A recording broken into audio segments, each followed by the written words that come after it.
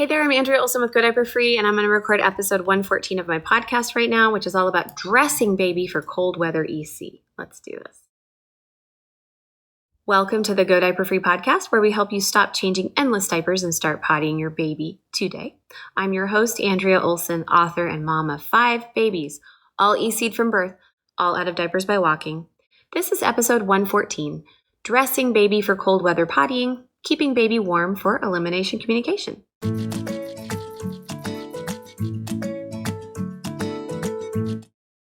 You can read the written version of today's show at godiaperfree.com/114, where I will also link to the many things that I will mention in today's episode, and I'll reply to comments over there as well.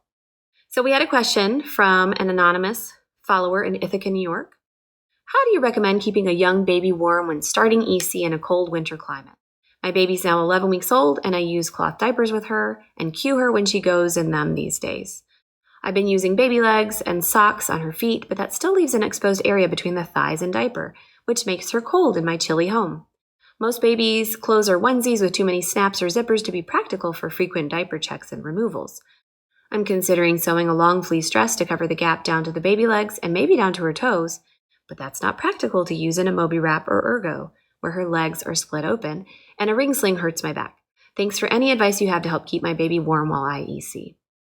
My answer: this is a great and timely question. It is getting super chilly here in Asheville, North Carolina.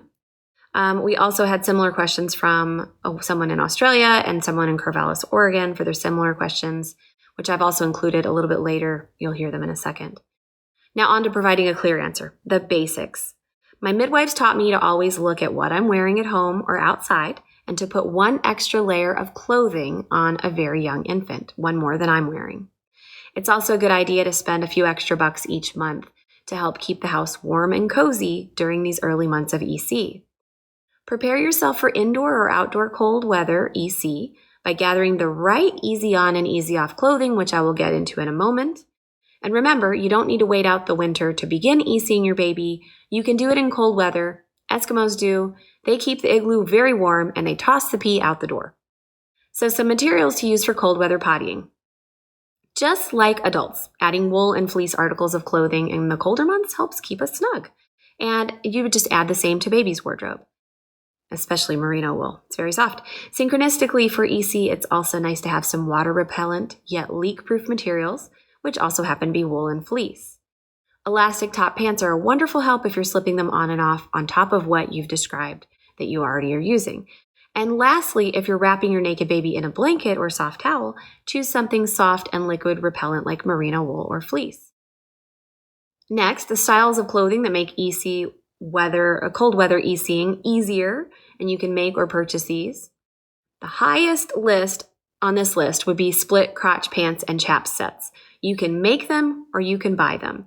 Put your existing cloth diaper stash or even disposables to use over the pants, over the split crotch pants, or preferably the chaps because they're a little bit more of an opening to make ECing really easy and warm. Choose wool or fleece, split crotch or chaps pants, or you can use cotton ones. I have cotton ones over at tinyundies.com. Maria at EC Wear has a great selection of USA made products, and she has chaps and split pants. And I will also link to a couple of really great patterns, so I'm just going to make a note of that. The patterns for split pants that I have used to make my own, and they weren't beautiful, but they totally worked. And you can use an old sweater of yours or whatever. Get really creative. So how do we use them? More below in the layering section that I'll get to. There are some styles to definitely stay away from, though. I'm just gonna note, I really want to give you those patterns, but there's also a German company that makes some really cool discreet split pants. I'm going to find that link as well. Okay, back to the show. Styles to stay away from. So for ECing, you'll want to stay away from snappies, onesies, and clothing that's cute but not practical, tights, and one-piece leggings, unless you cut the crotch out of them. So things that are too tight, or things that are too fancy, or have a billion snaps. The reason is that usually it's more difficult to remove these types of clothing to easily EC. We want loose clothing. We want things that are easy on, easy off.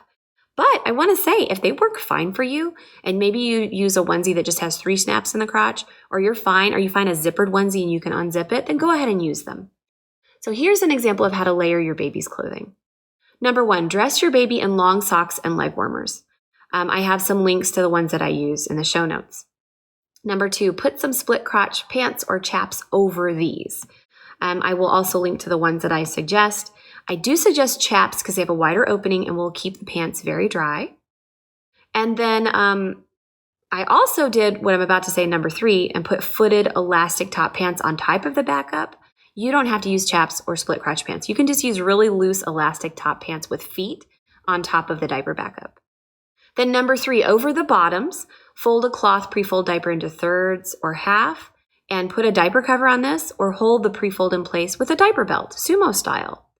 Number 4, dress your baby warmly up top with a long shirt, a gown, a tiny sweater, whatever you feel is best.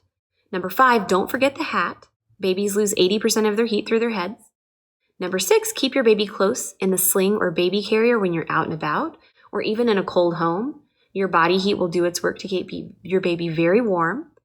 And that's it for my list of layering, but I just want to reiterate, if you use long socks or leg warmers, put split crotch or chaps pants over that.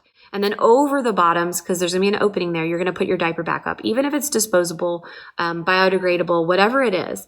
And I'm going to put a link to my favorite biodegradable diaper with a DYPER. They're amazing. You can put that on top of those chaps, and then you've got everything covered because you have the chaps or the split pants underneath them. And then up top, be sure you're warm. Don't forget the hat and all of that stuff. So you can see my supply list for my favorites on all of these items. Make it really easy just to show you exactly where to get them. Don't forget the hat. Babies are hardier than we seem to know or believe. If you have a hat on your baby will retain more heat no matter what the clothing setup is, even through a short potty break. Remember the hat and conserve 80% of baby's heat. And don't forget the potty cozy. It sucks to sit on a cold toilet seat. I agree with that. Your baby will thank you if you invest in an inexpensive potty cozy or make one yourself. I have one at tinyandies.com I will link to, but I also have a DIY t-shirt potty cozy, and you could even make it out of wool or whatever old sweater you have. Just felt it first. Heating the home. It's really worth it for you and your baby to keep your home warmer than you would if you didn't have her sweet self in there with you. So if you were there without a baby, you would probably keep it colder. Heat it up, turn it on temporarily, get a space heater if you want to help you all relax, play better, sleep better, and potty better during this fleeting, short-lived stage of babyhood. I promise you this will be the only season you have to do it with that baby. How much lead time do you need to get baby undressed into the potty? If you tell your baby to wait while you remove her clothing, she'll hold it, even at 4 weeks age. Usually with a 4-week-old, you've got about 30 seconds, maybe 60 seconds. With a 4-month-old, more like a minute. With a 9-month-old, you've got about 90 seconds, and that really depends on the baby. Some of mine have been longer. As they age, you get more lead time. But don't underestimate their ability to control their sphincter muscles. They are born with that ability. No matter what doctors and pediatricians say, they are all taught that they don't have sphincter control until 18 months, and they learned that from the Pampers Institute. Connect the dots. My number one proof for that is that my own first son started holding his pee at 2 weeks old.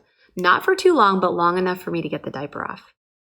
When out and about, dressing for and pottying in the great outdoors, I'm going to mention about this.